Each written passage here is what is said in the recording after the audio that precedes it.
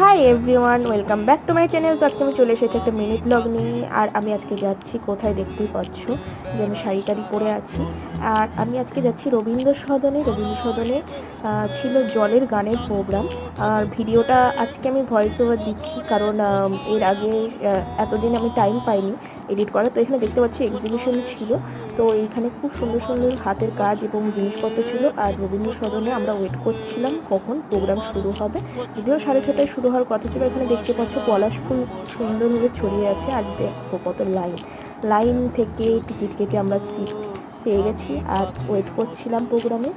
আর programme যখন শুরু হলো এই প্রোগ্রাম কোনোদিন আমরা ভুলবো না।